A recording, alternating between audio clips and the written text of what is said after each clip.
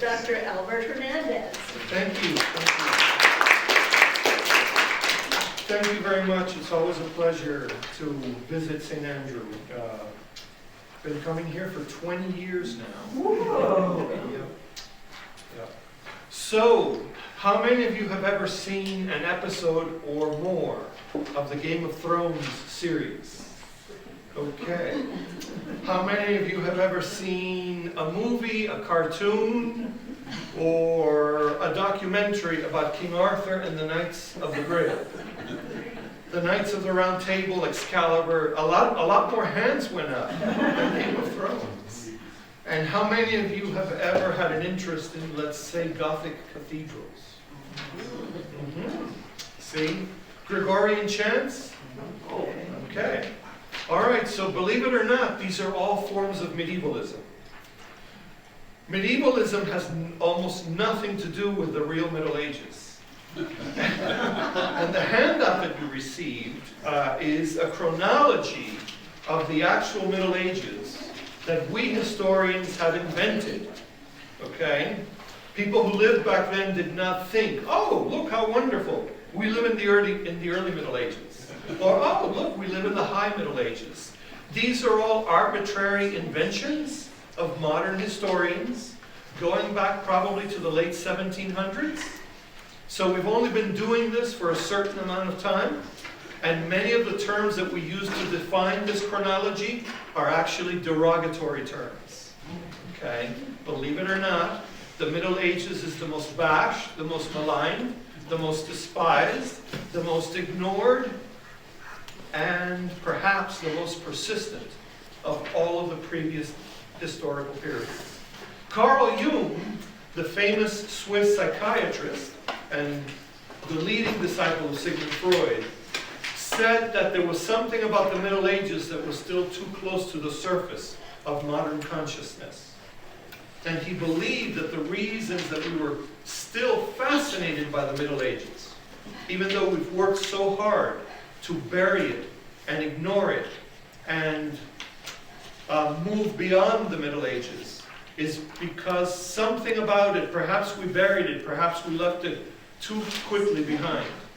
And so it's constantly sneaking up on us. Good example of that is on 9/12 of 2001, when the American president said that we were embarking on a crusade to rid the world of evil. Now that has nothing to do with medievalism, or does it? A seemingly insignificant statement made to the American media, to the American public, reverberated around the world in very negative ways. Because the word crusading has a very different connotation outside of the United States. Even though we use the word crusade in America to designate all sorts of endeavors, and sometimes even all sorts of noble causes. A crusade to eradicate muscular dystrophy. A crusade to eradicate poverty. Okay? But if you happen to live in a particular part of the world with a particular sense of historical consciousness, the Crusades were nothing romantic. The Crusades represented the destruction of a golden age in your civilization. Okay?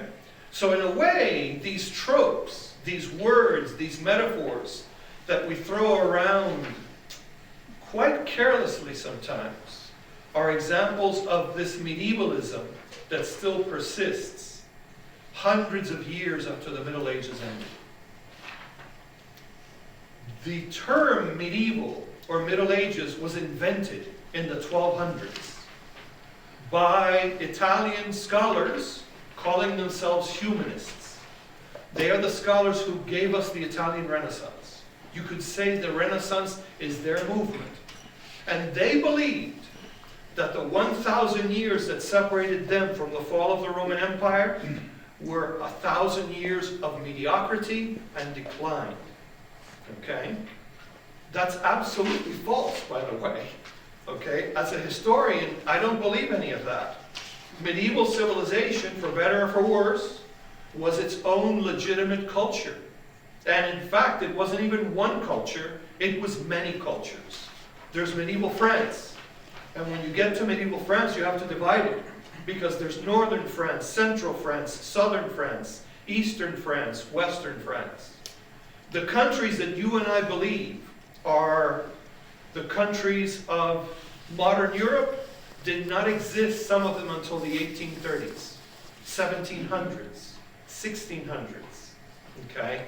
So when we think of medieval Europe, France doesn't even exist. There's no Germany. There is a German language, there is a French language, there's an English language, but England doesn't even exist either.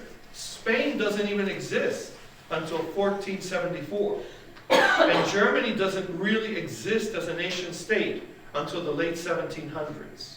Think about this, okay? Because it really changes our perceptions of what medieval means and of all the stuff that we've projected back onto the Middle Ages. And we haven't just projected that ignorant stuff, you know, about medieval culture being ignorant, superstitious, degenerate, you know, blah, blah, blah, blah, blah, blah, blah. We've also projected glorious origins back into the Middle Ages. And to me, this is the most disturbing part of medievalism. The origins, the myth of origins. Okay?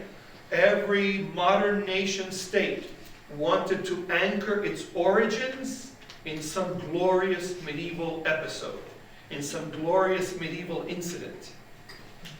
Most of them for disturbingly racialized reasons. Okay? And what do we know about the 1700s and the 1800s and the 1900s? It's an era in which racialization and the project of the nation state for Europe and America are inseparable. Inseparable. Okay? So a lot of what we think we know about the Middle Ages because of our German heritage is false. And a lot of what we think we know about the Middle Ages because of our English heritage is false. And I'll talk about my ancestors so you don't think I'm picking on yours.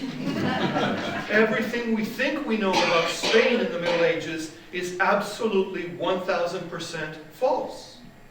It is a myth invented by the Spaniards after 1492 and throughout the 1500s to give the modern nation state of Spain an incredibly glorious past in a Middle Ages that did not really exist.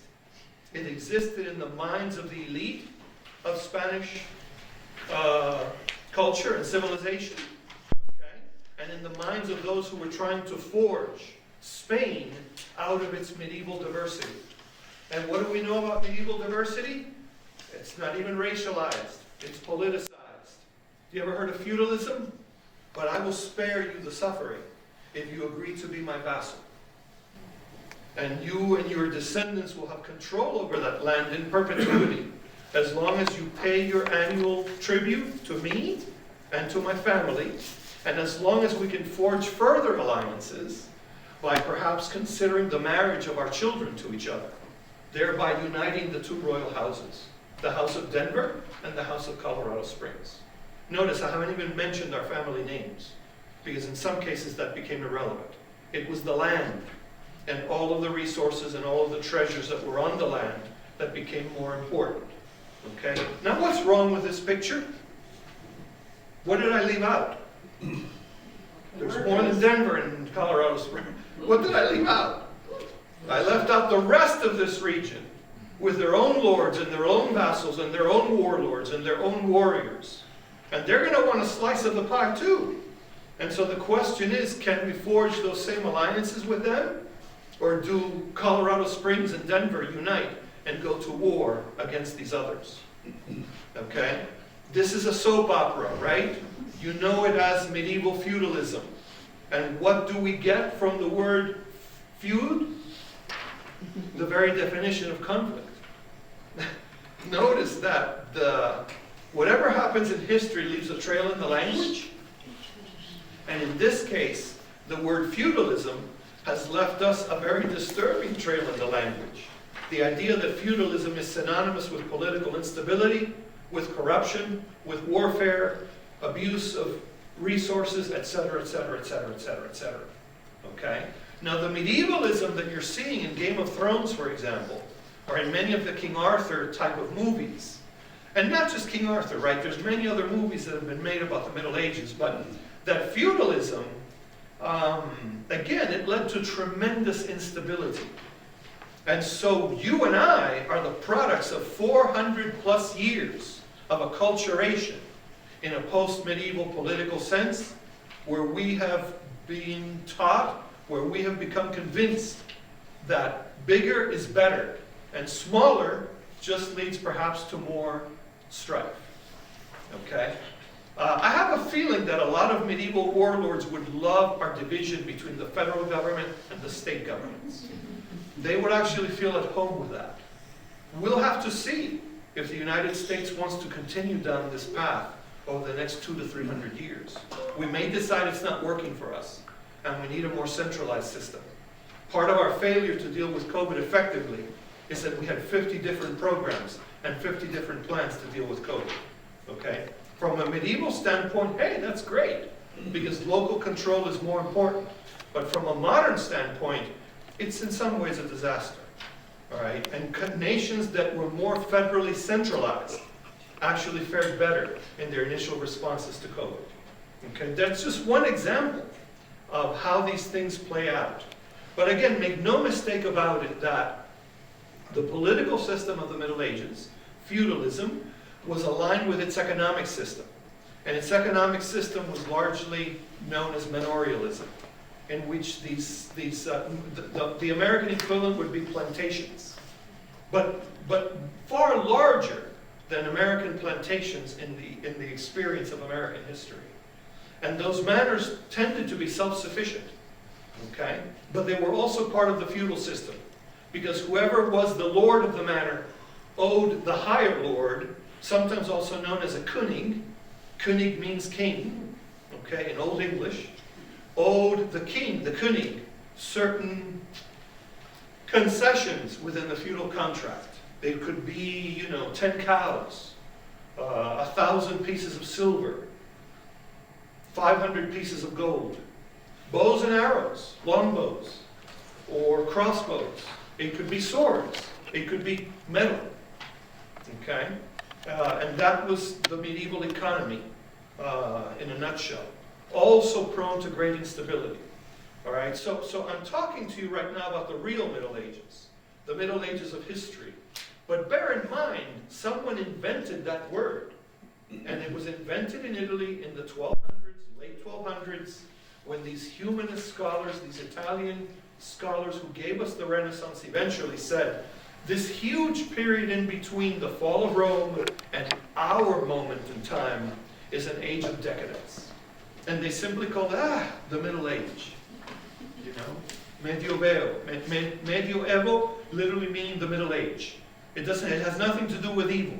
Medieval comes from Latin and medieval French, and it simply means the time in the middle. Okay? We have been demonizing it for hundreds of years.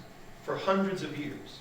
Most modern scholars, most modern geniuses talked about medievalism as an example of human ignorance.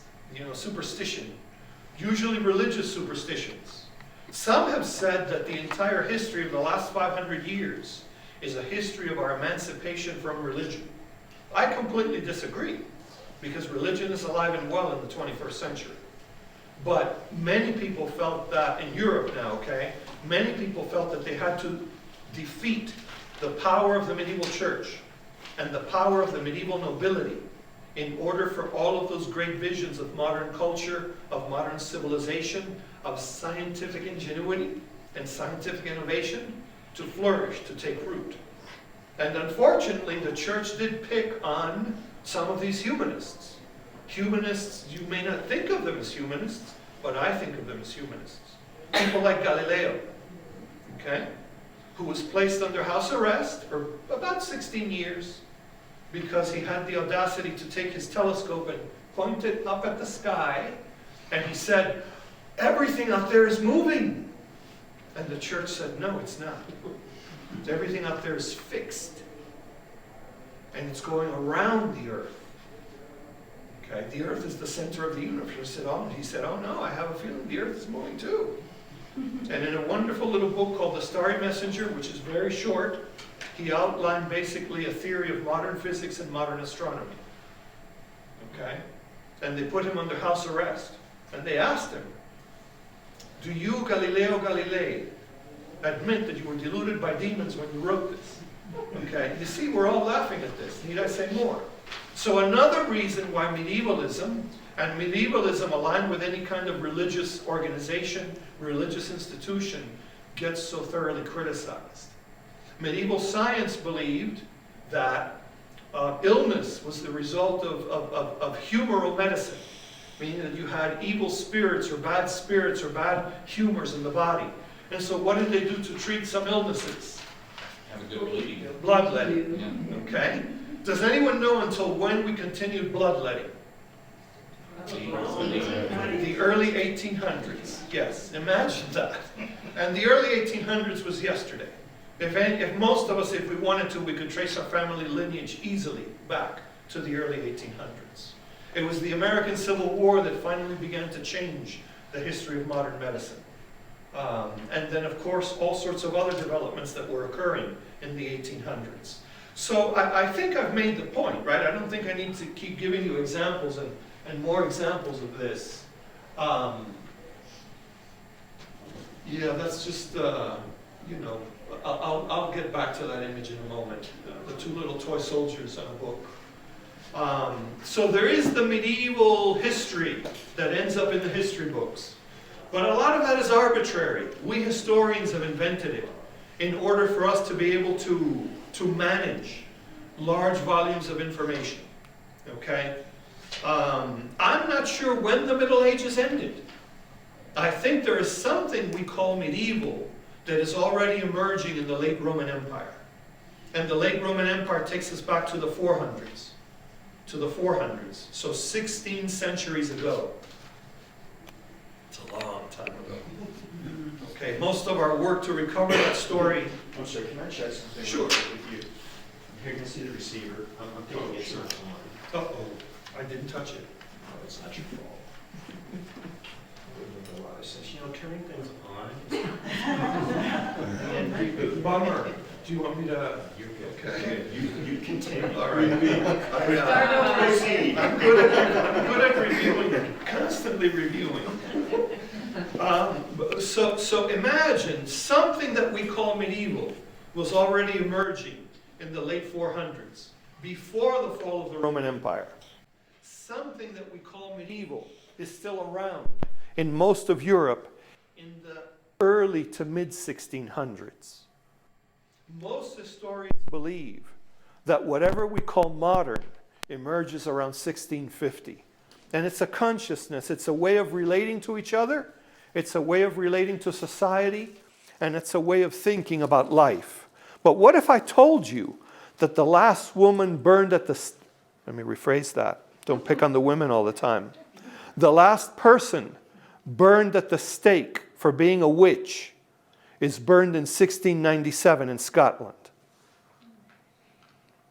That's 47 years after we historians believe the modern world began.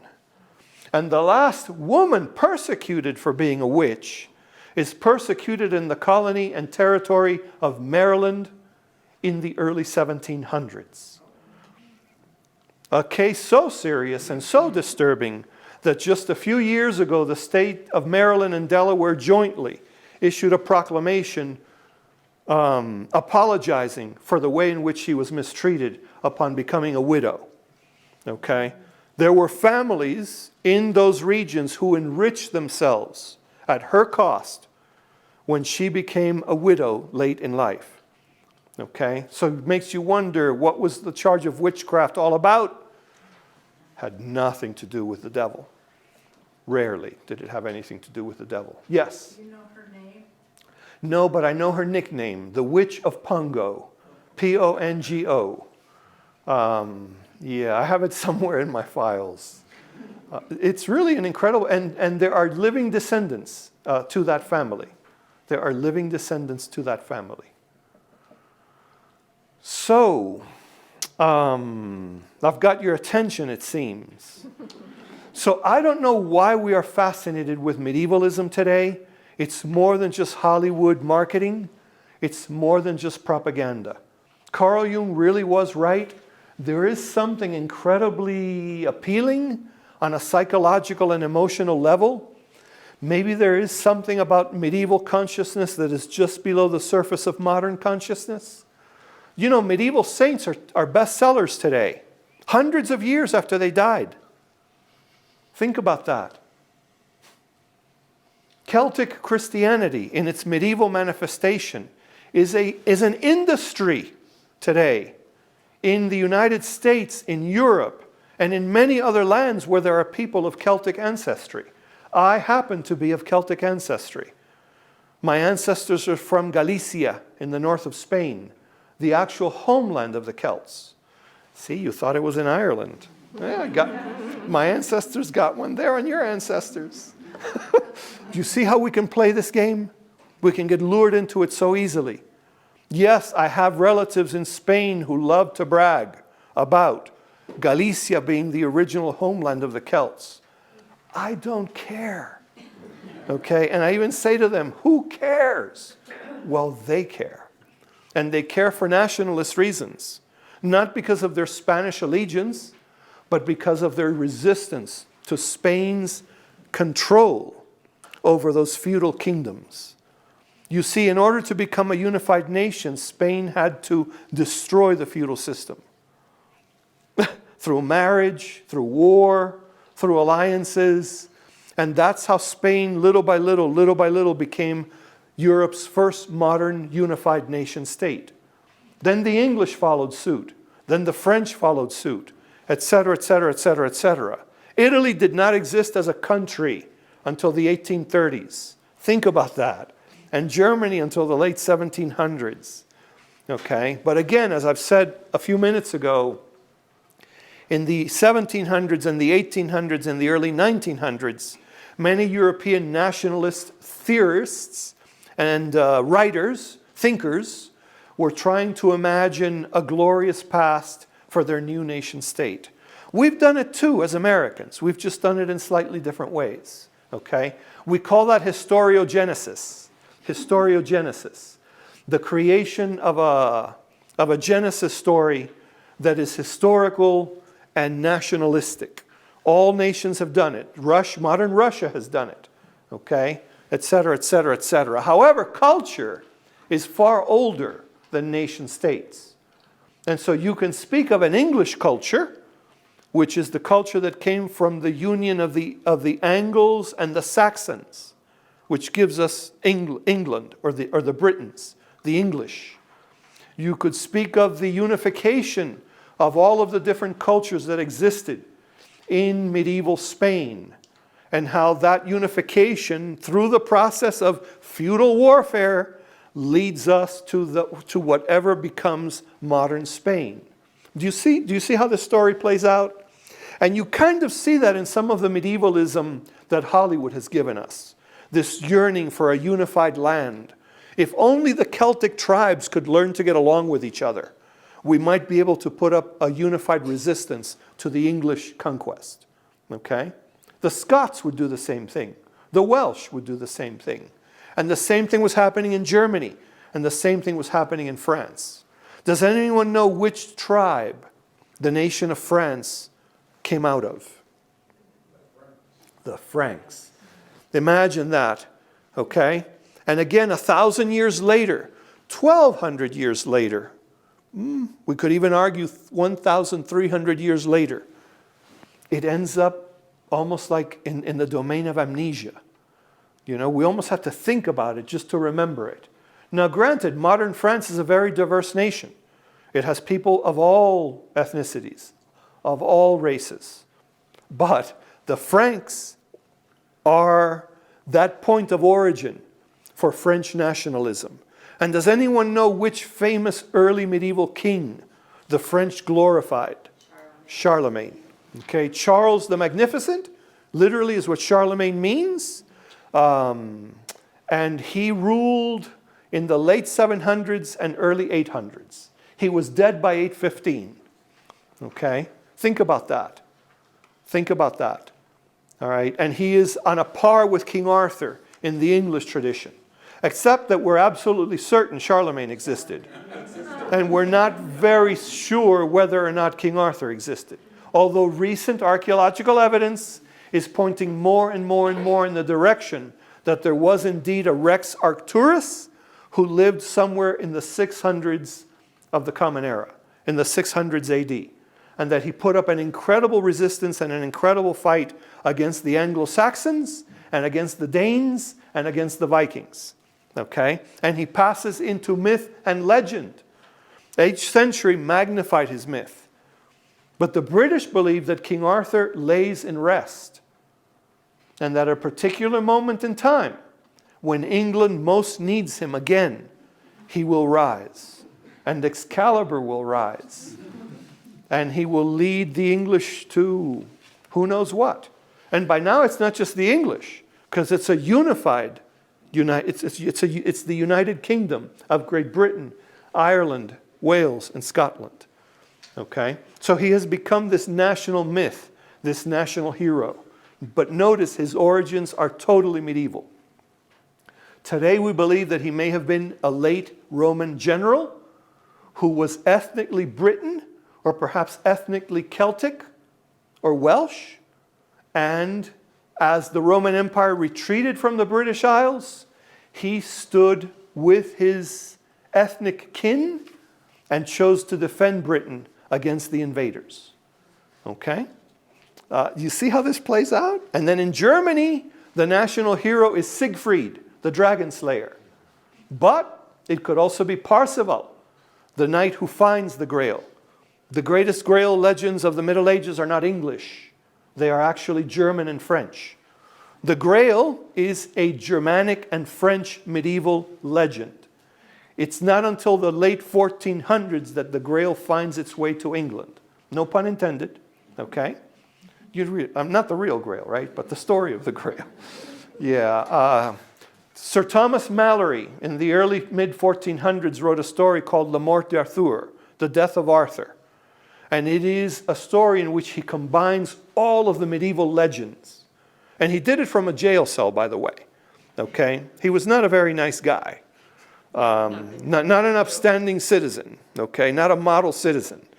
But he combines all the stories, the story of King Arthur, the story of Excalibur, the story of the Round Table, the story of the Grail. And he combines them into a story that is the story that most modern people know as the story of King Arthur and the Knights of the Round Table. Okay?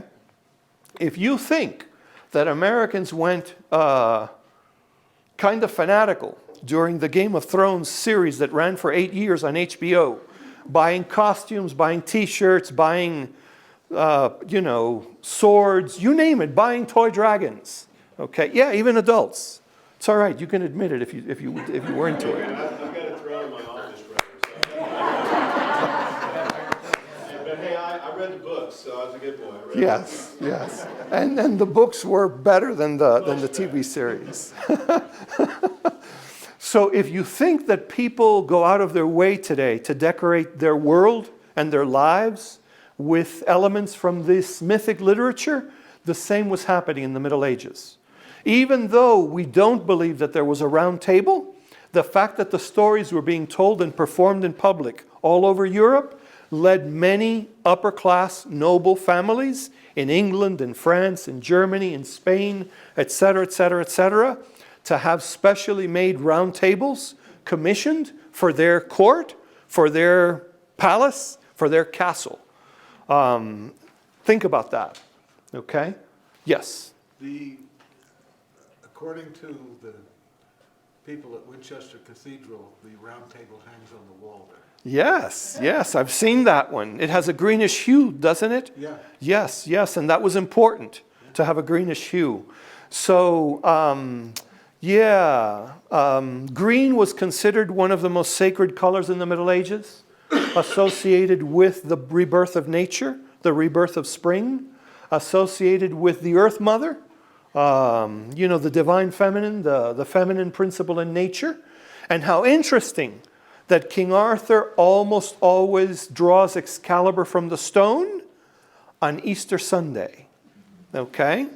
And in many of the other legends, he draws the sword from the stone on Pentecost Sunday. And how interesting that whether it's Pentecost or Easter, it almost always occurs in either April or May. And what does a sword embedded in a stone look like? It looks like the cross of Gethsemane. It's a reminder of the crucifixion of Christ and of the rebirth that would come from the resurrection, but also from the divine right of kings. Okay? I know we don't think that way anymore, or maybe we do. Maybe we still mythologize our leaders in dangerous ways. Okay? Think about that. The king, in the medieval context, was king by the right of God, by the grace of God. And so King Arthur becomes this incredible symbol for peace, for justice, for righteousness, but also for the religious and spiritual reasons by which kings rule on earth. And in a way, King Arthur becomes a Christ symbol. Okay? I mean, the story has everything that you could imagine from the popular culture of the Middle Ages. And so, in the same way that we're talking about Game of Thrones as a manifestation of medievalism, in present-day modern popular culture, you could say that the stories of King Arthur in the Middle Ages, from, let's say, the 900s to the 1600s, were a manifestation of the popular cultures of the Middle Ages. You've got the knights. You've got the ladies at court. You've got all of the intrigues at court, the affairs, the maneuvering for power, the disloyalties, the betrayals. You've got the wizard from the countryside. Okay? I tell students in my classes at Iliff that I don't think medieval Europe was ever fully Christianized. Okay, that's another myth that we've inherited. The age of faith, the age of Christianity. False. False. Millions of people in medieval Europe refused to convert to Christianity.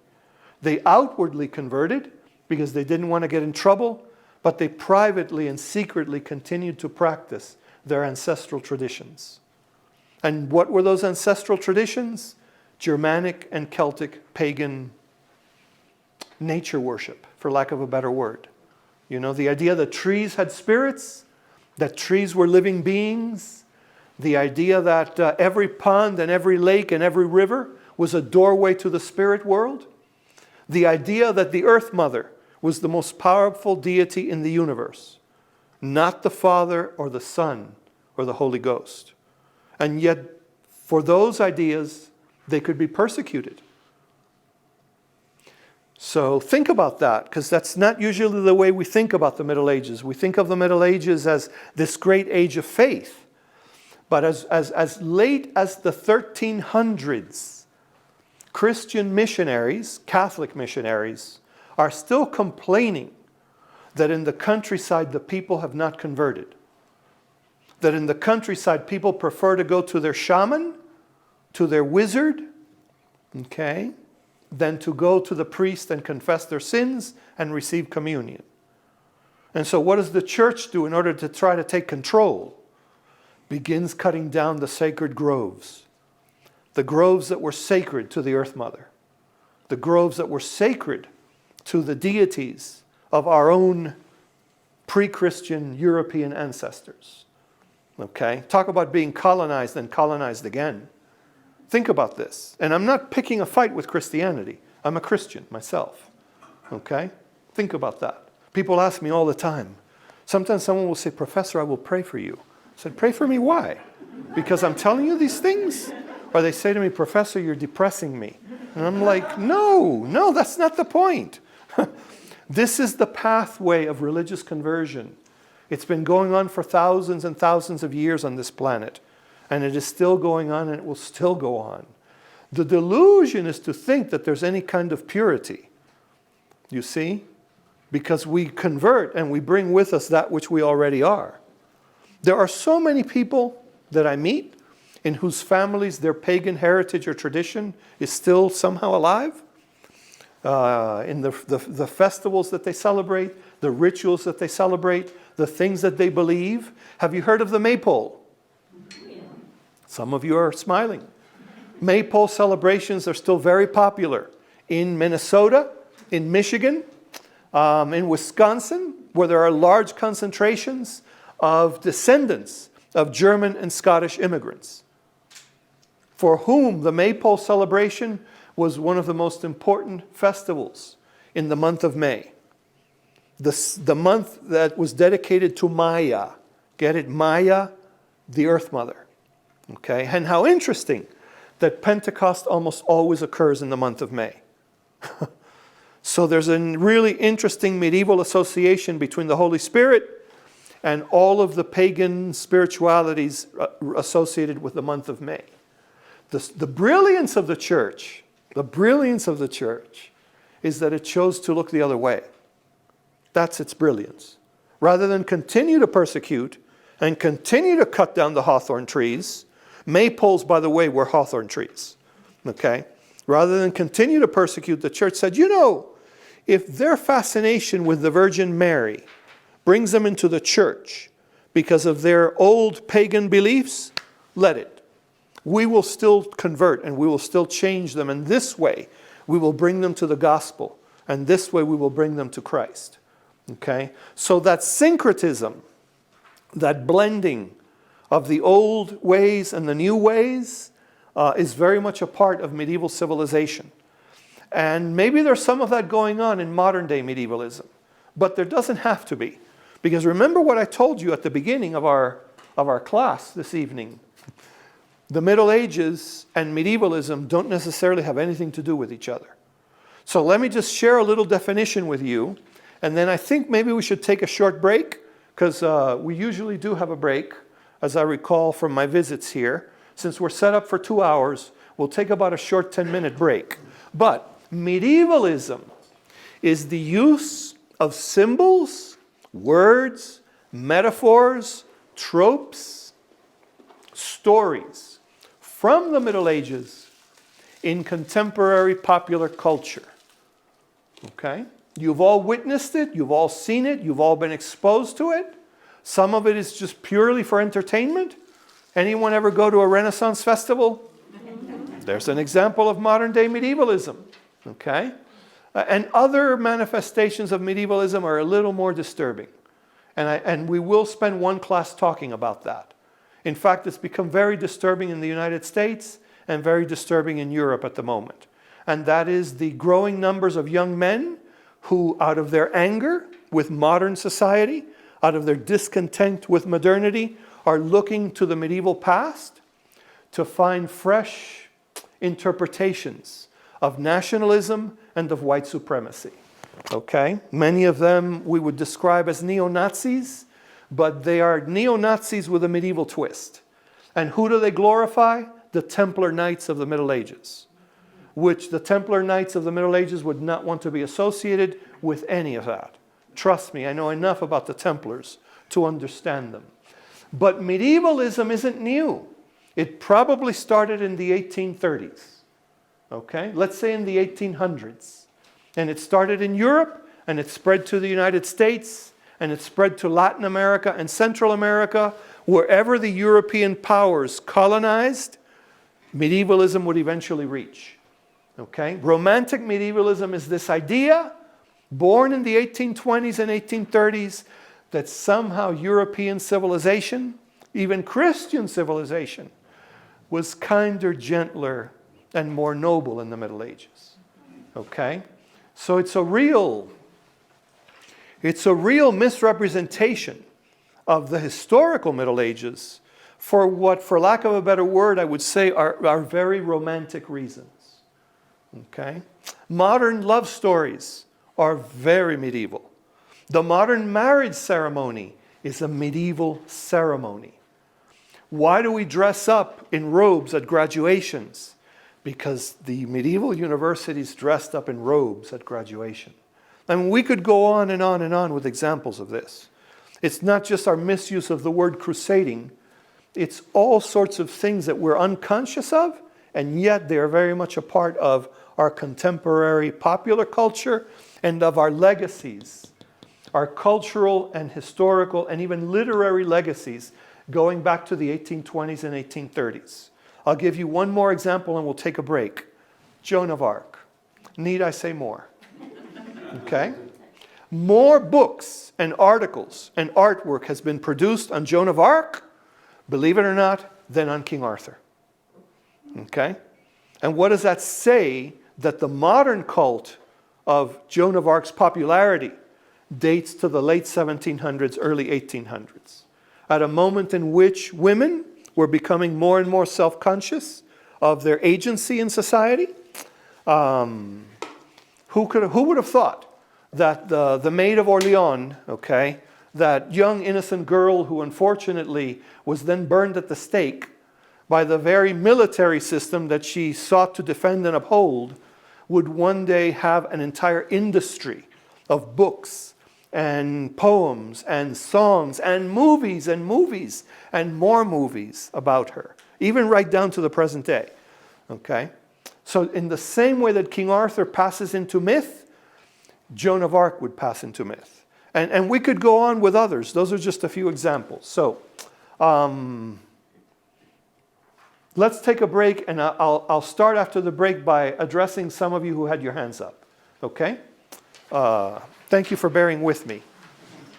In front of Orléans, France, one of the cities that she was famous for helping to defend. This was not typical in medieval art or in medieval iconography to portray a woman like this as a warrior. I don't know if her horse looked that fancy or if her armor necessarily looked that golden. Okay? And here are some other images.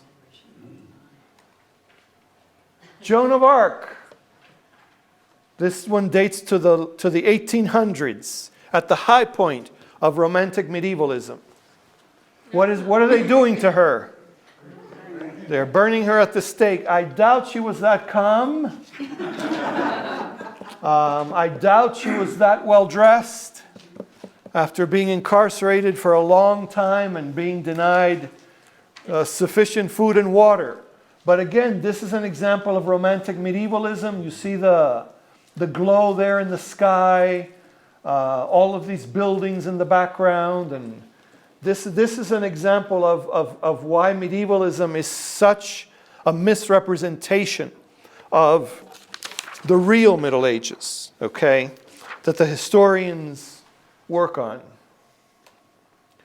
There's a few others here. Oh, this one's priceless. Look at that. Wow. Really, come on. That is also from the 1800s, okay? Again, it's just, totally unrealistic. Not only, well, it speaks for itself. I don't need to make any more commentary. I'm not even sure she looked like that.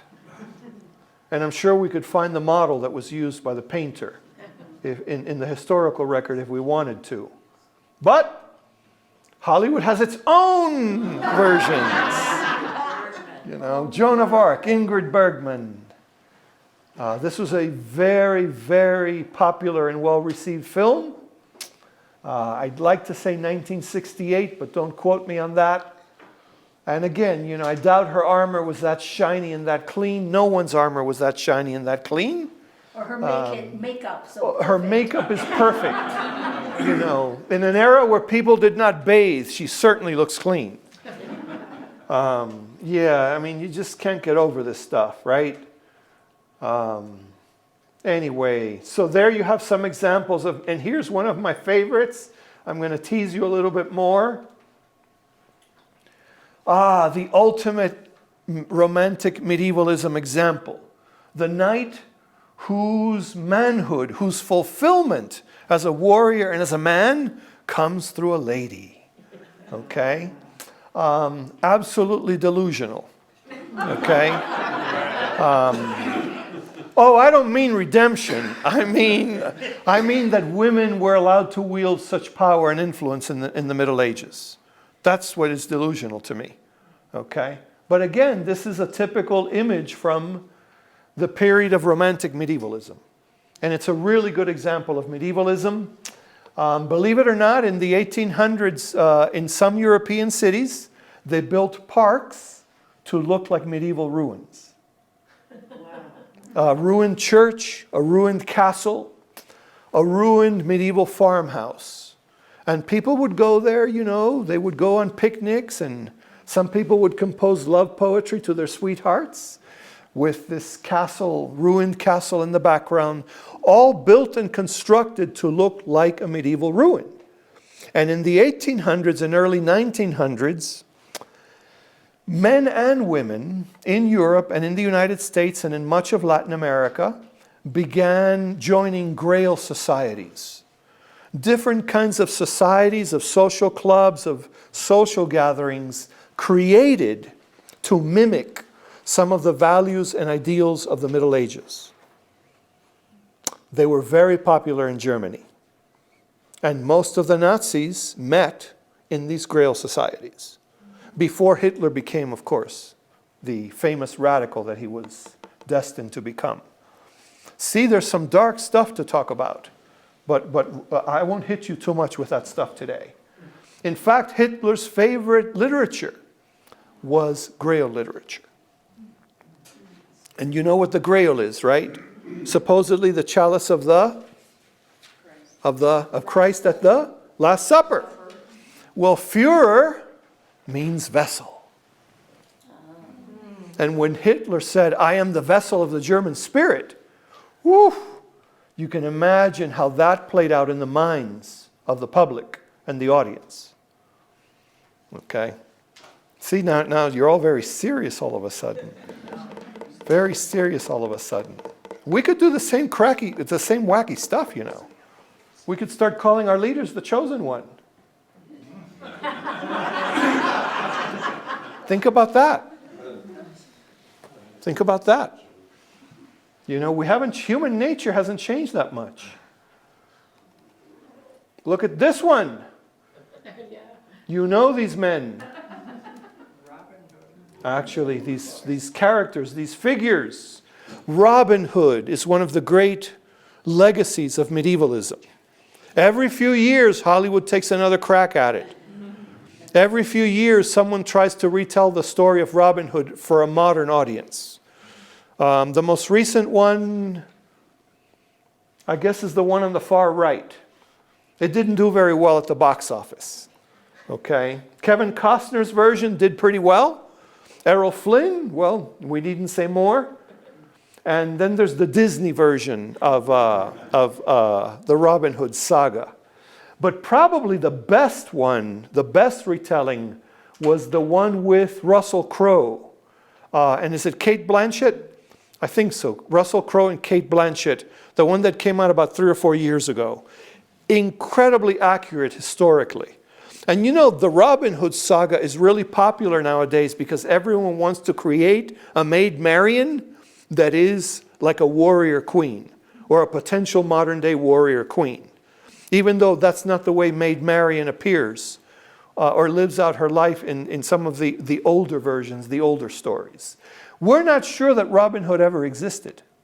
But we do think there was a historical person around whom the stories of Robin Hood coalesced. And who could argue with this myth, right? He is a defender of the poor. He steals from the rich and gives to the poor.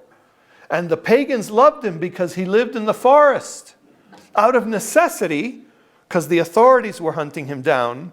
But notice there is this medieval subculture of the Highlander, of the person who lives deep in the forest, and not always a hermit. So there are lots of people in the original Middle Ages, in the real Middle Ages, who really didn't want to get urbanized, who really didn't want to be part of the growing cities and the growing towns, where the power of the church and the power of the state were central. Remember the Highlander movies? The Highlander, there's another example. You know, the people in the Irish and Scottish and Welsh tradition who, rather than live in the cities and towns, tried to live as far away as possible to retain their ancestral culture and their ancestral heritage. Okay? Outlander is not exactly medievalism. because Outlander takes place in the 1700s and in the modern era, around the 1940s, 1950s, and 1960s. But Outlander, the cable TV series, which station is it on? Stars, thank you. Okay, and it's going into its 5th season. Everyone is eagerly awaiting season 5. Is that right? Yes, season 5. It is medievalism insofar as it plays off of the medieval Celtic, medieval Welsh, and medieval Scottish mythology. Okay, the idea that the circle of stones, like Stonehenge, or any circle of stones, has great energy and great power, and that it is a portal across time and place. The ancient tradition said that Merlin, the wizard, had created Stonehenge. That's not true. But that Merlin used Stonehenge to communicate with other druid wizards across the world. And for them, the world was the British Isles and the continent, meaning mainland Europe. So every myth has a little bit of truth in it. And we know that many of the stones that are spread out across Europe, these megaliths, are embedded in points on the earth that have a particular magnetic charge. Okay? So they were far more intelligent than we give them credit for. And they were aware of these energy fields and of these force fields. And in a way, maybe it's not so far-fetched that they believed that by touching the stone, you could somehow be in communication with other persons or other spirits somewhere else. Notice I didn't say in the spirit world, I just said somewhere else. Okay? So again, you can see how the researchers for all of these Hollywood versions, all of these movie and TV versions, they always draw something from history. Unfortunately, they also end up misrepresenting the history. But maybe that doesn't matter.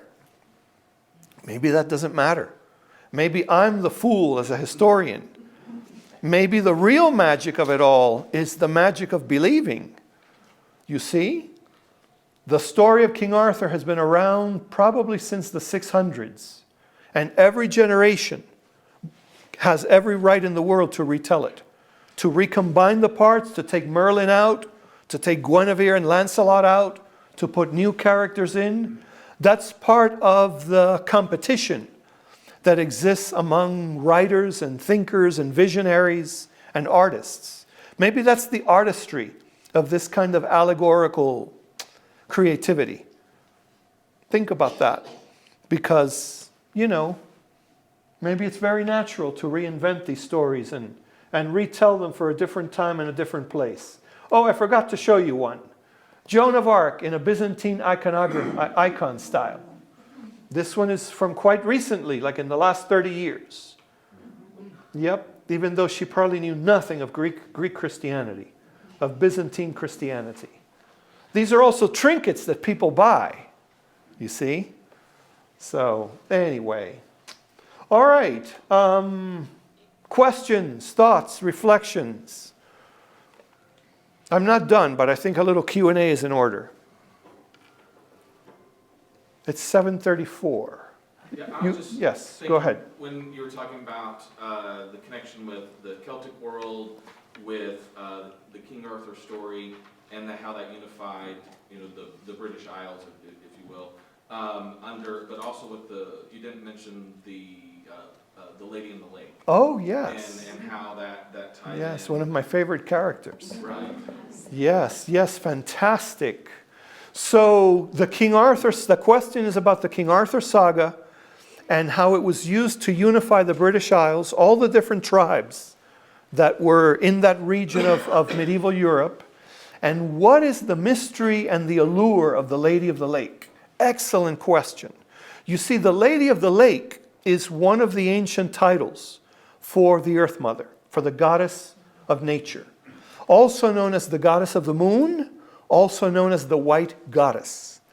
I guess that in a very mythological and in a very practical way, if King Arthur receives his sword through the intervention of Merlin, by the grace of the Lady of the Lake, then you could say that if English kings are descendants of King Arthur, then the old gods of our ancestors, the highest god of our ancestors, the Earth Mother, the goddess of the moon, the Lady of the Lake, has welcomed the English lords. In fact, she even gave King Arthur the sword through the intercession of Merlin. So it's almost as if the myth or the story is saying, the old gods are not angry with us. They are encouraging us to accept the one God that comes out to drive out the many gods. You see? And the church would figure out a way to safeguard the Earth Mother by allowing all these cathedrals to be dedicated to Our Lady, to the Virgin Mary. And how do you know that the Virgin Mary is somehow connected to the Earth Mother? Because the Catholic Church allowed some of the symbolism of the Earth Mother to remain on the statues of the Virgin Mary, which we talked about during the break. The crescent moon that appears either below Mary, usually floating on clouds but on top of a crescent moon, or somehow near her head or somewhere on her clothing. And that crescent moon is a direct symbol to the Lady of the Lake, which is the same deity as the Earth Mother, the goddess of the moon, the white goddess, etc., etc., etc. Excellent question. Do I have a picture of her? Of the crescent moon. Of the crescent moon. Sacrilege, I do not. I will get one. I will get one. Yeah. I will surely find one. Thank you very much. No, that's very important. I just didn't think that I was going to get asked that question. Well, but even in like Game of Thrones, you have the old gods, you have the new gods. They have the trees, and they go to the groves. Yes. And Ned Stark has it in his Yes. north. Yes. You see that same connection. Yes. Yes. I think Game of Thrones, the writers, let's just say the writers, and we know we're talking about an entire team of people. They have researched medieval history and culture very, very effectively. The battle scenes are incredibly real. Even though they try to not get too religious, there is an underlying spiritual mythology throughout the entire story. The magic of the dragons speaks for itself. I'll talk about dragons either next week or the following week. I don't want to use those tonight. But the medieval dragon is another one of those symbols. It's a symbol of the awesome power of nature. And what is the goal? What is the duty of a human being? To harness nature.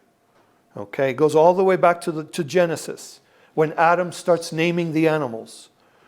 So if the dragon is a symbol of the natural world, then harnessing the power of the dragon for good versus evil is part of the mythology. And Game of Thrones plays with that legacy beautifully. My only disappointment, and the disappointment of millions of people, including my children, all of my children, over Game of Thrones, is that at the end, the female heroine, that everyone was like, yeah, finally, we're going to have a really tough woman who's going to... She turns into a homicidal maniac, okay? Just killing and killing and killing and killing with her dragons. And the Game of Thrones fanatics, of which my children were among, were able to accumulate 1 million signatures online, asking the production team to redo season 8. Okay? That's exactly what I did. I just laughed at that. Okay? But notice what a disappointment. And yet notice how this story spoke to millions and millions of people across all age groups and really all over the world. Again, I'm not entirely sure what it was. I wish I could be prophetic with you. I wish I could show off and tell you that I know the answer. But I'm not entirely sure what the magic on an individual level was of Game of Thrones. I actually considered it rather violent, rather excessively sexual, incredibly mean-spirited, some of the scenes, okay? Some of those characters, I wanted to kill them myself because they were so mean, okay? And yet, it became its own subculture. Its own subculture. There are probably students in college that know more about Game of Thrones than they know about this medieval story. Yes. Do you think baby Jesus really loves Christmas trees? No. We're just dancing around. But there's another example of the ways in which medievalism has come down to us in the modern world. You know, the pine tree, a particular type of pine tree being sacred in German culture and in all of the pagan cultures of medieval Europe and of early medieval Europe, even before Christianity was around. That's probably another example of syncretism from the Middle Ages. And, you know, it's not a bad thing. I mean, you know, I put one up. But that's another very good example of that sort of thing. Yes? You had mentioned in the 1700s where medievalism had expanded out through the world, but during the actual Middle Ages, was it so siloed that it only existed in the European countries, or were parts of Africa, Northern Africa, or whatever, was that also part of that Middle Age period, and they contributed to it, but we, because of our Anglo-centric historical point of view, we don't know about the African continent's contribution to the Middle Ages. Yes. Yes, excellent question. Thank you for asking that. So the question is, during the era in which we were reinventing the Middle Ages as historians, what was going on outside of medieval Europe when my forebears, the professional historians of the 1700s, 1800s, and 1900s, were rediscovering that story, that history? And the answer is, the Middle Ages affected the entire Mediterranean world, from North Africa all the way to Northern Europe, and all the way east to China and Japan and Korea. There is a way that you can study the Middle Ages in India. You can study the Middle Ages in China, in India, in Japan. And it's interesting that the cultures are similar. In the same way that there's feudalism in Europe, there is feudalism across the area, across the region, and all the way to the Far East. Part of it is also that the time, you know, the centuries, the time periods are the same. Yeah, but Europe was not the major player. The most advanced societies of the medieval world were not in Europe. They were in North Africa, they were on the Iberian Peninsula in Spain, which is Europe, but it was an Islamic civilization, and they were in China, in India, in Japan, and in Korea. And there's an example of how our Euro-American centered narratives leave that out. But we're not the first ones to leave it out. Have you heard of Marco Polo? Who hasn't? Okay. Marco Polo, when he returned to Italy from the Far East, and remember, he was in China for many, many, many years, came back and told the people in Venice about this incredible civilization that existed thousands of miles to the east. What did they do to him? They locked him up. They threw him in jail for blaspheming that there could be a civilization that did not accept Christ as their Savior that would be more advanced than Christian civilization. And what did they nickname him? The man of a million lies. Okay? It would take many, many, many years before his reputation was salvaged as Catholic missionaries and Spanish and Portuguese explorers found their way to the Far East and realized, oh yeah, they know a lot more than we do about all kinds of things. Okay? So thank you for asking that. Yeah, the Middle Ages is not just a European period. It is a period that you would say affects Europe, Africa, and Asia. And we could write medieval histories of Asia and of Africa just like we could write them of Europe. Thank you. Good point. Other questions? Yes? Looking at your list here, What I don't see is what went on at this period from the Christian point of view is the establishment of monasteries. And the orders of monks who copied the Bible, St. Benedict and his rule, St. Thomas Aquinas and his work with the Dominicans. Could you say Yes. something about Sure. That's the real Middle Ages. And by the way, I am a medievalist. I work in the period from the 1100s to about 1650. Okay, that is my world. Actually, it is in there. I wrote down the Carolinian Renaissance. The Carolinian Renaissance is the beginning of those book translation projects, thanks to Charlemagne and this huge empire that he had. Oh gosh, how could I portray this accurately? This huge empire that he had conquered, which is neither an empire, okay, which is not an empire, but his biggest frustration was that he couldn't find enough people who knew how to read and write and count. And so he began importing monks from the Irish lands and the British Isles, and he brought them to his palace at Aachen in France. And the revival of learning that he initiates is known as the Carolinian Renaissance. They just called it the Carolinian Revival. We are the ones who have called it the Carolinian Renaissance. The word Renaissance is not used until the 1850s. Before that, they were referred to as revivals of learning.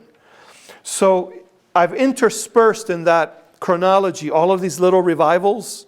Thomas Aquinas is in there, even though his name doesn't appear. You'll notice that the High Middle Ages, it's one Renaissance movement after another. The monastic reforms are in there, particularly in the early medieval period or the early Middle Ages. The Cluniac reforms and the centralization of church administration. I tell students at Iliff in my classes on the history of Christianity, in my classes on the Middle Ages, that you need to be very careful before you demonize the medieval church, which we're really good at. A lot of unfortunate Catholic bashing also goes on with that. But I tell students that if it were not for the medieval church, the lights would really have gone out in Europe. And by the lights, I mean math, grammar, reading, learning, whatever would later become universities. Really, the lights would have gone out. And they may never have come back on, unless the Muslims brought them back on, okay?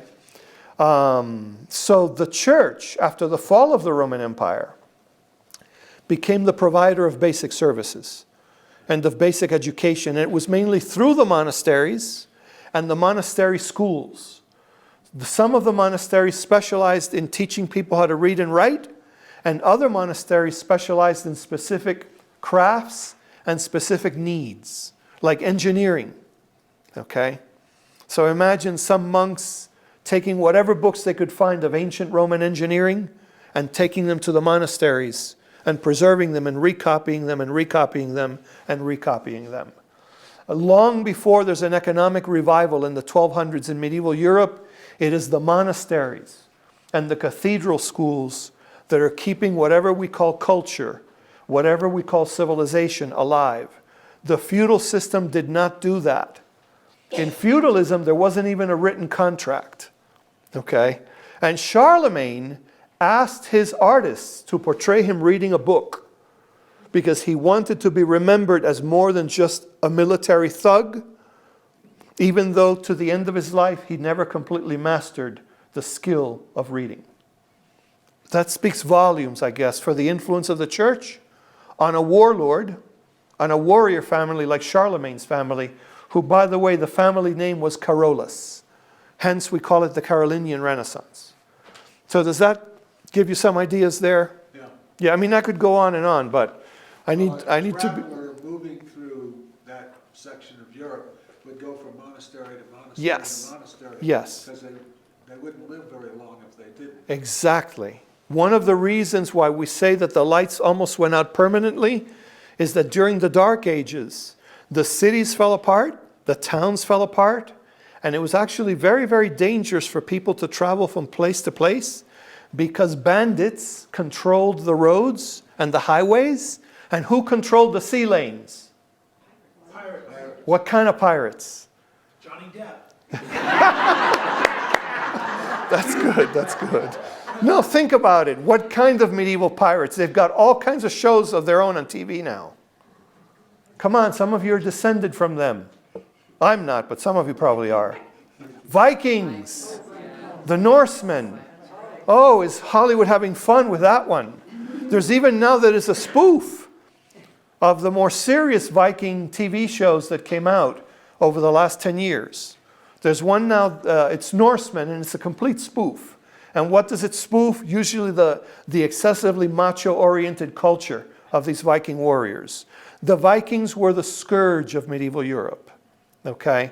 The Dark Ages actually ended around the year 800, and because of the Viking raids on all the coastal towns, we historians extend the Dark Ages. See the revised dating for the Western European Dark Ages? We historians extend the Dark Ages now until around the year 950, thanks to our Viking ancestors, who really did pillage and kill and other things.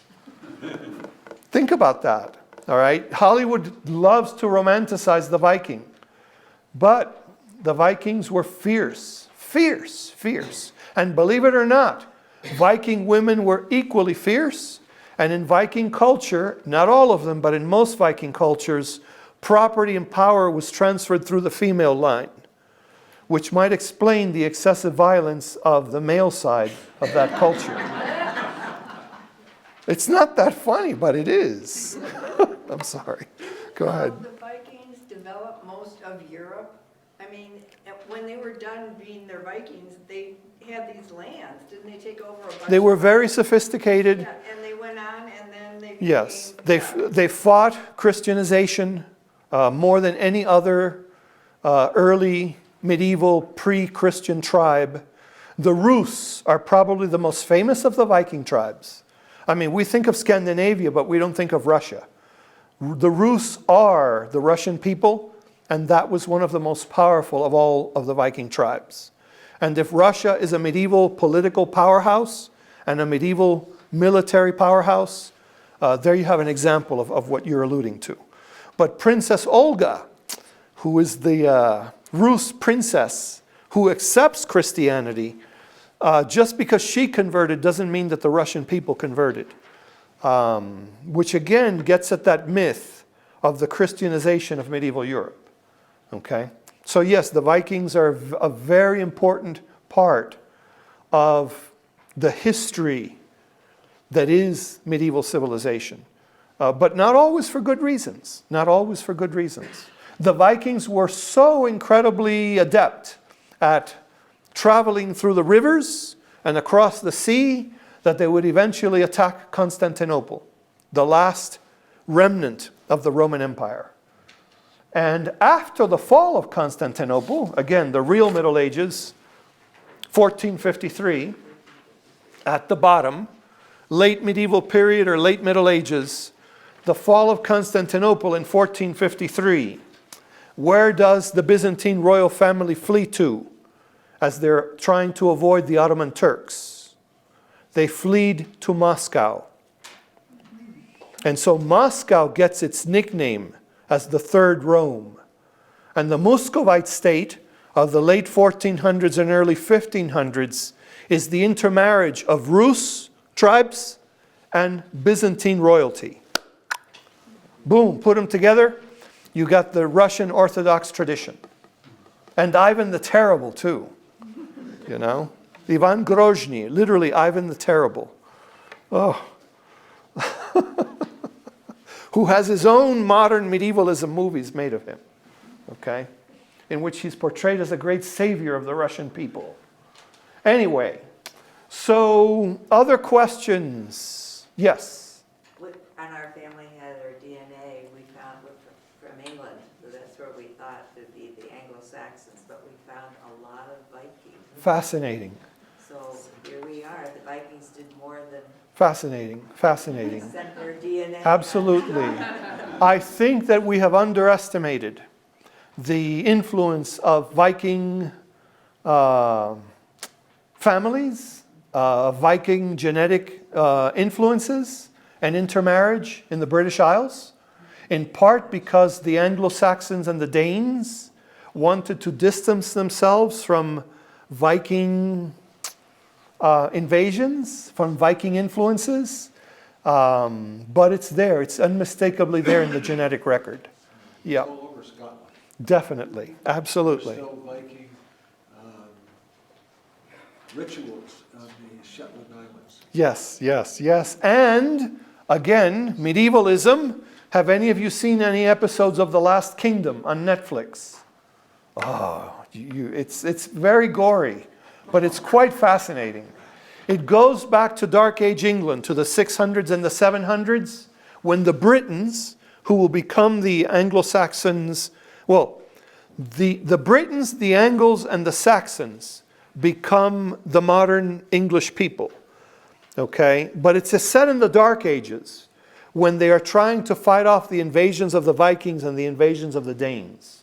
It is about to release season 5. Okay? It's a Norwegian, I believe, a Norwegian production. It's won all kinds of awards for its costuming and its historical accuracy. Not of the storylines, but of the battle scenes and the costuming and so forth, and the culture. Incredibly violent stuff, though. And medieval civilization was indeed incredibly violent.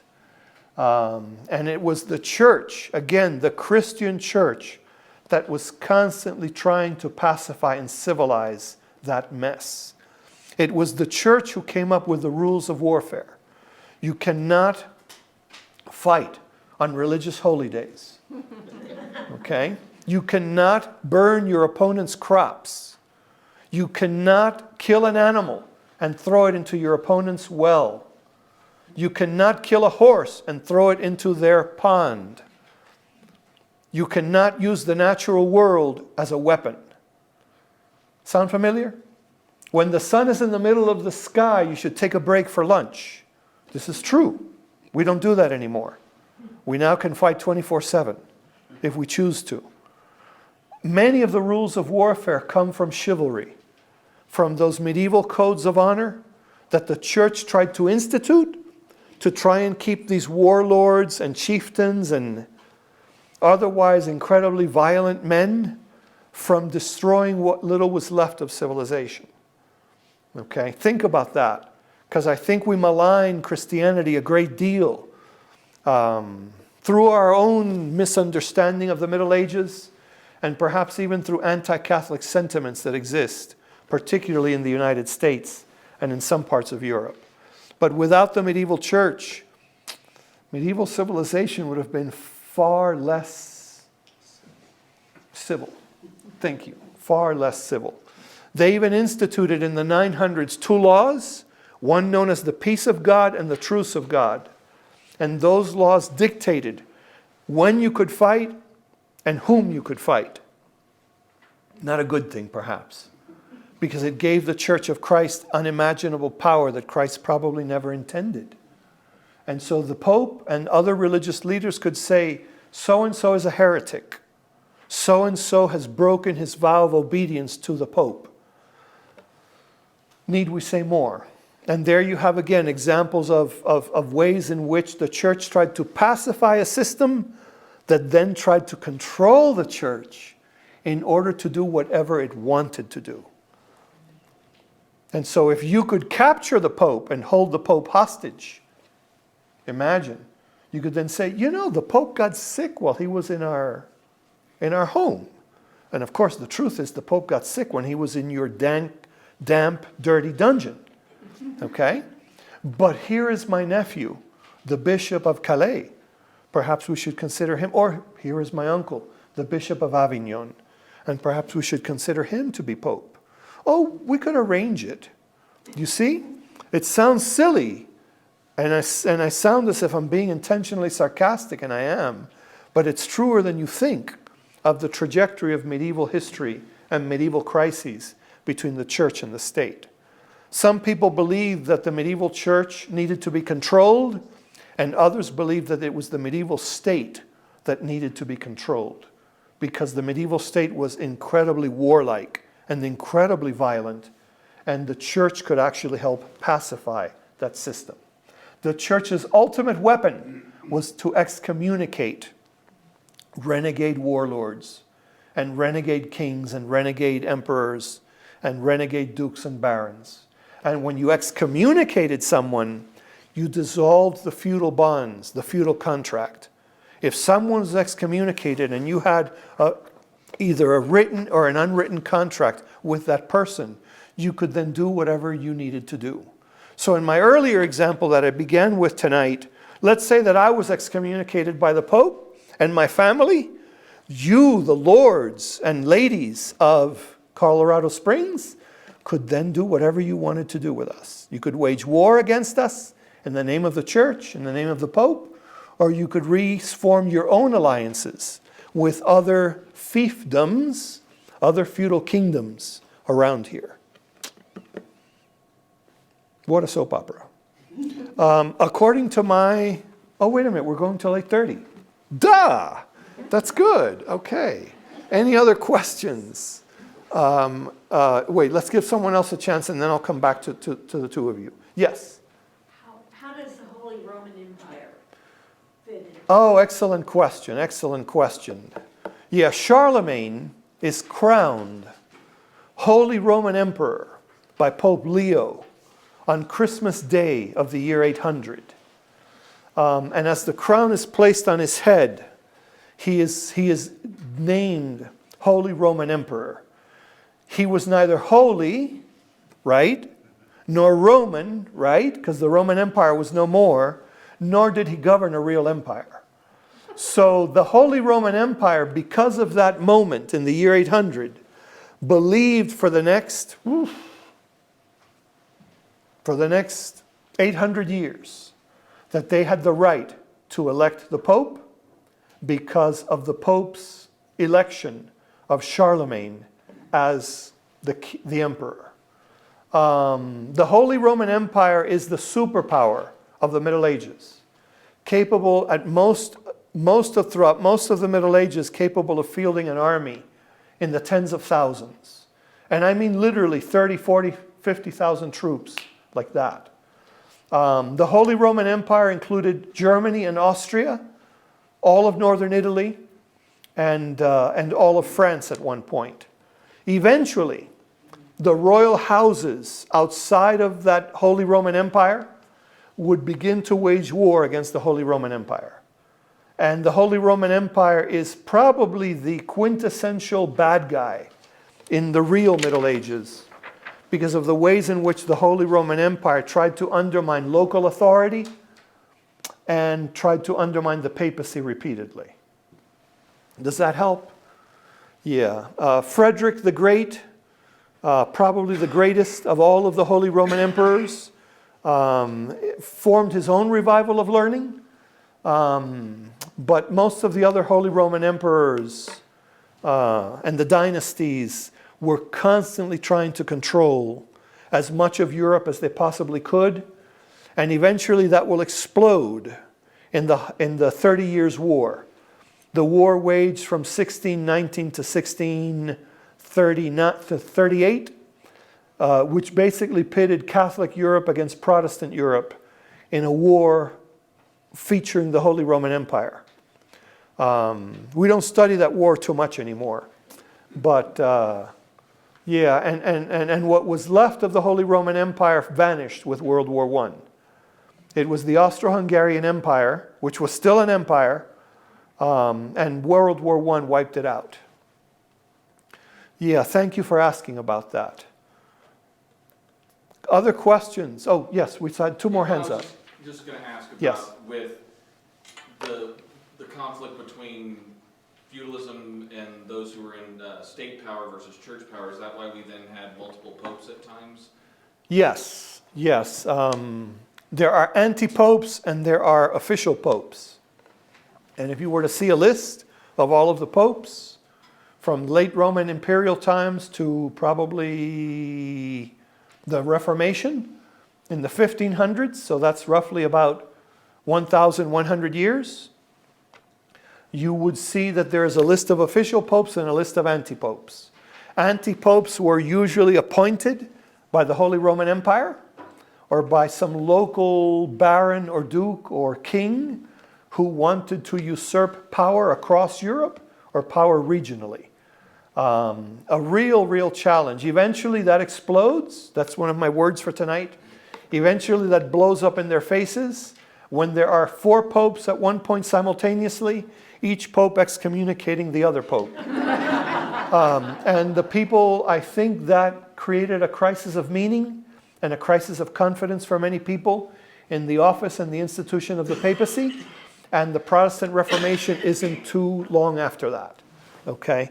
And of course, Luther believed that the papacy was an institution that had outlived its purpose and usefulness. Yeah, good question. Thank you. And go ahead. You were talking about how the church during the Middle Ages was actually sort of the place that provided basic services. And then into the future, when we get into the romanticizing of medievalism, did that actually, that kind of thought process, did that actually influence the founding fathers of America, thinking that separation of church and state, the state does not provide services, because that wasn't until the 30s really before that happened, so we went almost 150 years without it, and that the church is supposed to provide basic services. Is that sort of a surprising connection to that? No, not at all. There is definitely a connection between colonialism and feudalism. I tell students in my classes at Iliff that sometimes I think of colonialism as feudalism on steroids. In many ways, all of the problems of Europe, and not just the sicknesses and the diseases, but the political problems, came to the colonies. Okay? The idea that you could give certain companies and certain investors entire tracts of land like Georgia or Maryland or Delaware, or you get the picture, in exchange for tribute and tithes back to the crown in England is feudalism. It's just a more sophisticated brand of feudalism because it's more modern in terms of the economics that come out of the colonies versus the economics that came out of the fiefdoms. The founding fathers are affected by the failure of our first system of government, known as the Articles of Confederation, in which there were almost like 13 independent countries in the new nation that came out of the American Revolution. George Washington is not our first president, he's our 9th president. The previous presidents were completely ineffective and had no power to do anything. And then when the Constitutional Convention is called to form a more perfect union, one of the big debates is what has gone wrong throughout human history, what governments succeeded, what types of governments failed. And Madison, James Madison, and several others took it upon themselves to study as much as they could about political history. And in the forging of the U.S. Constitution, they truly were committed to forming a system that was more centralized, while at the same time protecting local autonomy. And they wanted to do it in a way that had never been done before, that would be more successful like never before. Now, I know we're a little down on some of the things about the United States of America today, but in a way, they really did pull it off, because the oldest government on planet Earth today is the U.S. Constitution. Think about that. Every single government on the planet today was born out of a revolution that came after 1776. Even though English culture goes back 1,000 years or more, Chinese culture goes back 4,000 years or more, you see the picture.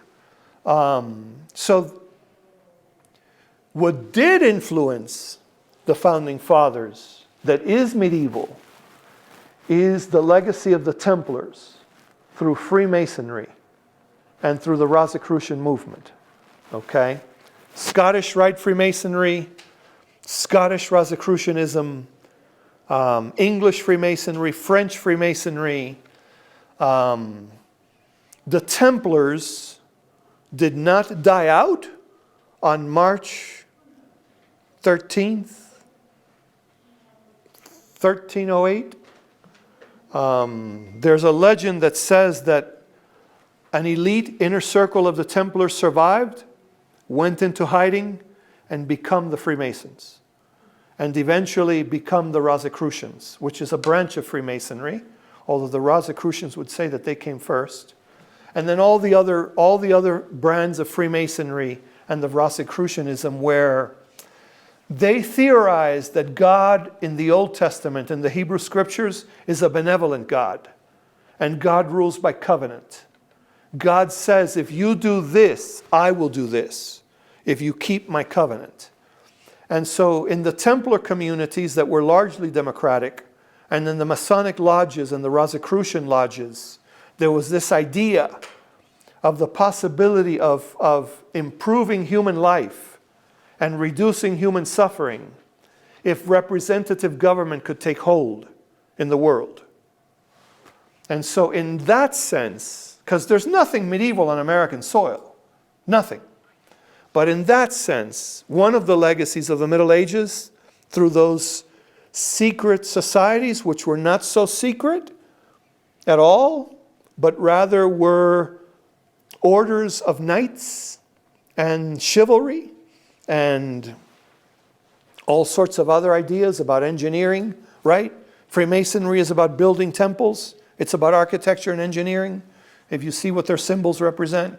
So in that way, some of the legacies of medieval ways of thinking about government and medieval ways of thinking about learning really do make their way to the American Revolution. You know, the Washington Monument is largely financed by Freemasons who fought in the Revolutionary War. And if you climb up through the interior of the Washington Monument, you can even see plaques on the walls by different regiments of Masonic regiments that fought in the Revolutionary War. And the Marquis de Lafayette is a French Freemason, a very close friend of George Washington's. You know, we could go on and on. So the democratic revolutions are in many ways one of the legacies of a type of medievalism. The medievalism that is Freemasonry and the medievalism that is Rosicrucianism. If you've never heard of the Rosicrucians, they called themselves the Domus Sancti Spiritus, literally the house of the Holy Spirit. And they believed that the mystery of the Holy Spirit was electromagnetic energy, and that if humanity would ever learn how to harness electromagnetic energy, a new age of science would come to pass. And I guess they were right.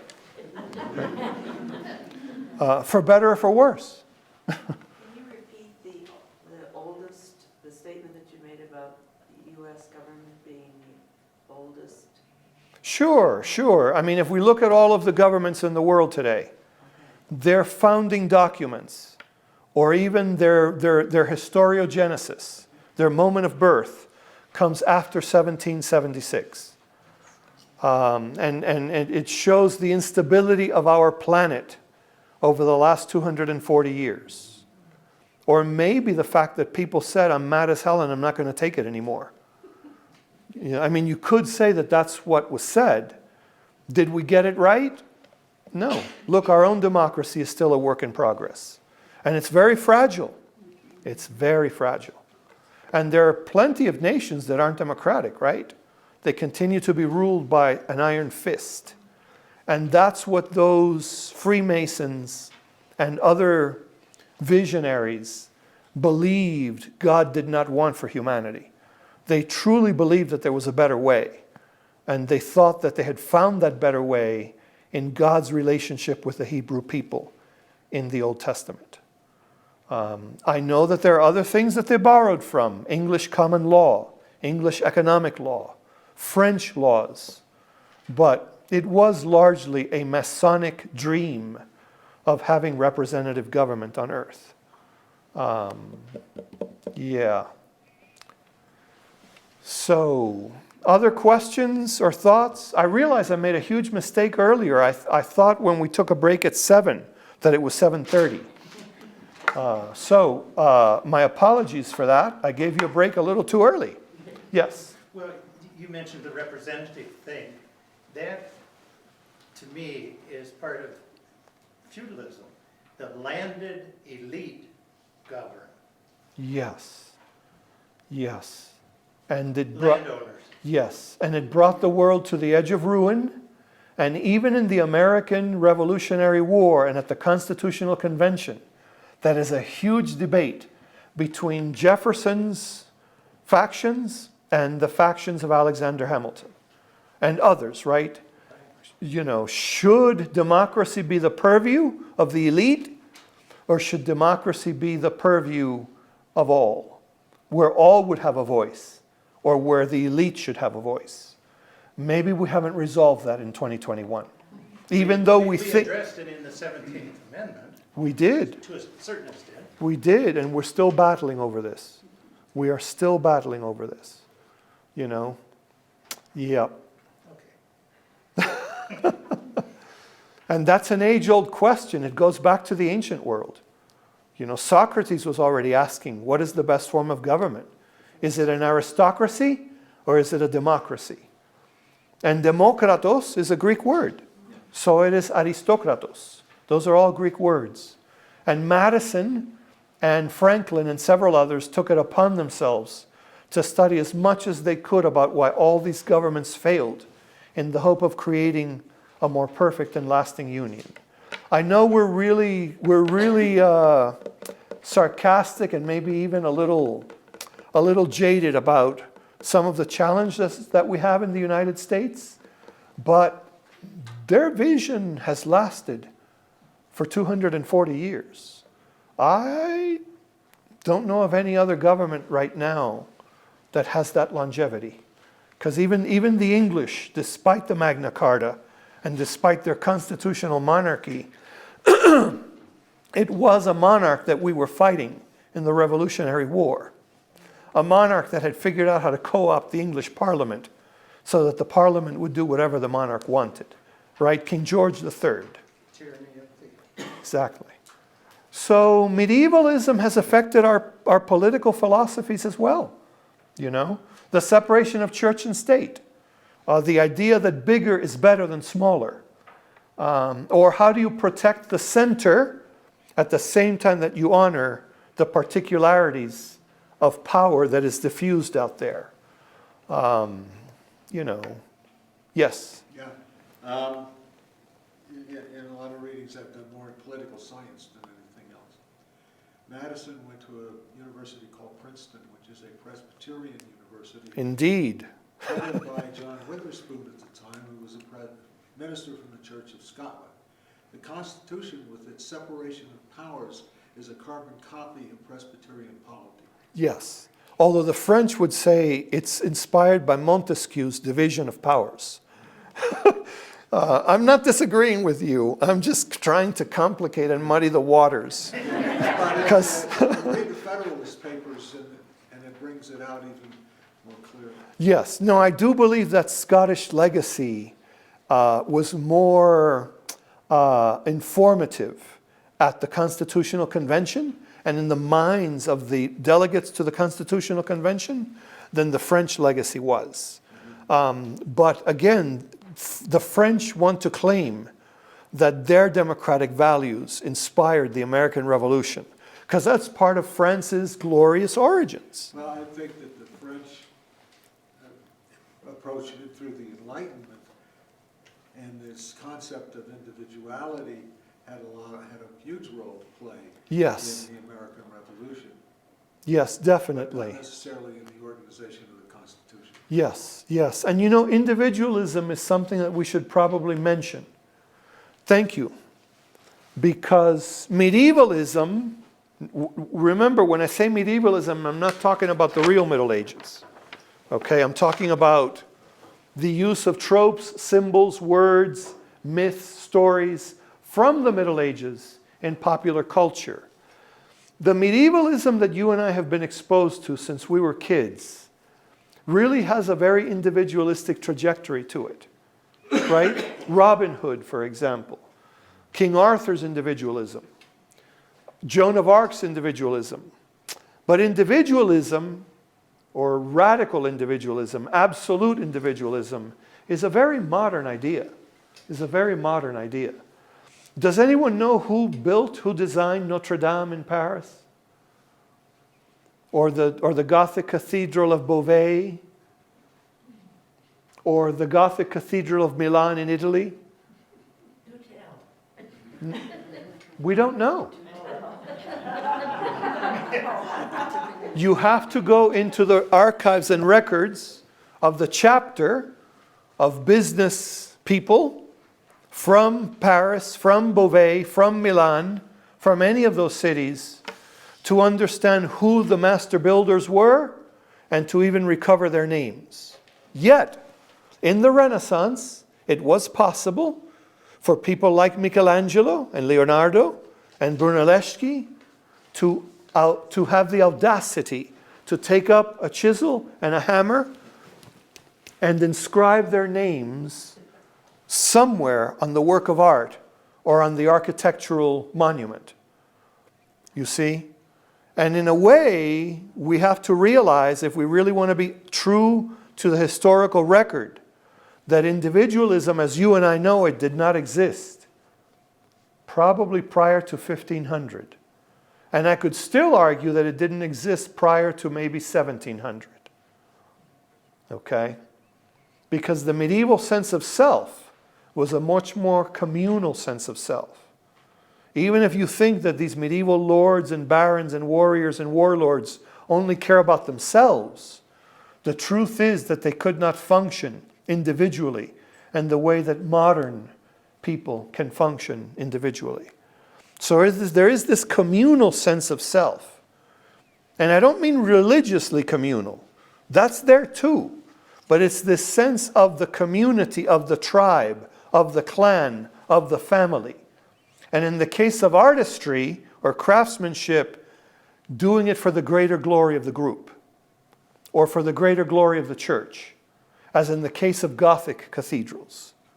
We now know that 4 different master builders worked on Notre Dame in Paris over a period of about 88 years. 4 different master builders. But you have to go into the archives to find their names. Yet Brunelleschi, Michelangelo, Leonardo, Bramante, we could go on and on and on, wanted their names on a plaque outside the building somewhere, prominently. And the most famous example that we have of that kind of modern-styled individualism is when the young Michelangelo sculpted the Pietà, the Pietà, Mary holding Jesus after Jesus had been brought down from the cross. This one he did when he was about 25, 26 years old. And legend says, I have no reason to believe it's not true, that he hid behind the curtains on opening night. And as the elite of Rome walked in front of the statue, they said, "Oh, that is magnificent. Raphael must have done that. No, Bramante must have done that. Oh, no. Pollaiuolo must have done that." And he was infuriated. And that night, after the exhibit had closed, he returned with his hammer and chisel, and so that there would be absolutely no doubt who sculpted that magnificent statue, he chiseled his name across her sash. Okay? And you know what I mean by her sash, right? The fabric or the belt that held up her robes. More prominent place you couldn't think of. Michelangelo Buonarroti. That is an example of something that in the Middle Ages would have been inconceivable. Inconceivable. So individualism, got to be careful, because medievalism loves to play with it.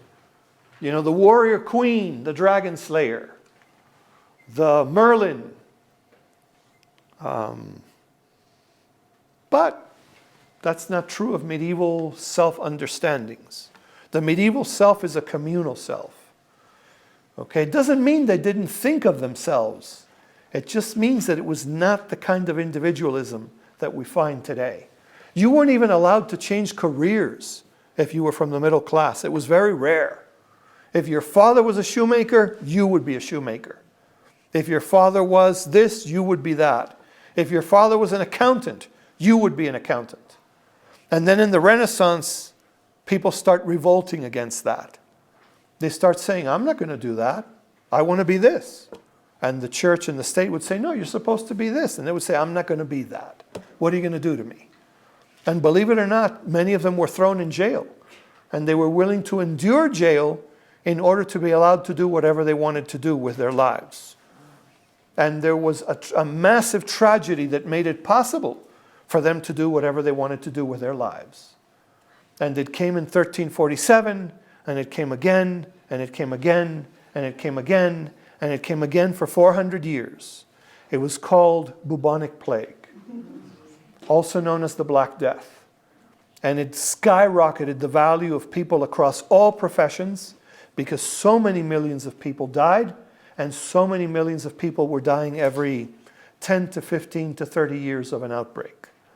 Some of the worst outbreaks occurred in the 1600s, which is 300 years after the Black Death.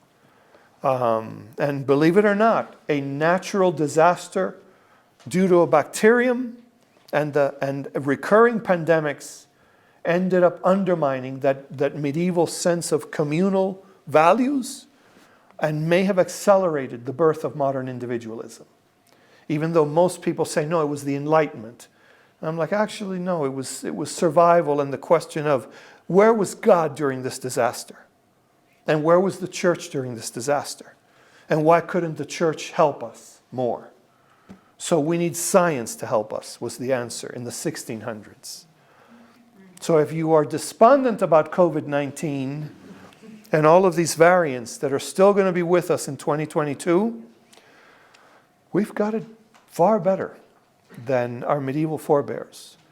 COVID-19 is not going to be around for 400 years.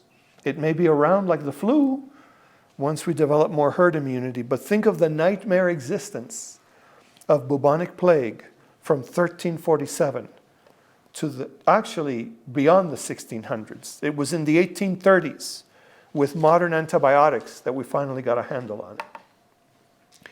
That may be what destroyed the Middle Ages, the Black Death, the bubonic plague, and not all the other things we say destroyed the Middle Ages. So anyway, we have time, I think, for one more question. 8:28. I'm not a clock watcher, but I want to honor that you have lives outside of. As you can see, I could go on talking for hours. And I'm so tired of teaching on Zoom that having real people in a room is beyond a thrill. Any last thoughts or comments or reflections? Okay. All right, so next week I'd like to talk about the myth of the dragon in the Middle Ages and the ways in which it shows up in modern medievalism. Okay? There's a lot of interesting allegories, a lot of interesting symbolisms in that. And it's worth spending some time with it. Since Hollywood is going to keep making stories with dragons, and there's the prequel of Game of Thrones coming next April. Woo! Right? And who doesn't have a dragon at home? I mean, come on. I even have some toy dragons at home. Seriously. Anyway, thank you all very much. Blessings to you all. And really, it's a pleasure to be back here at St. Andrew again. Thank you.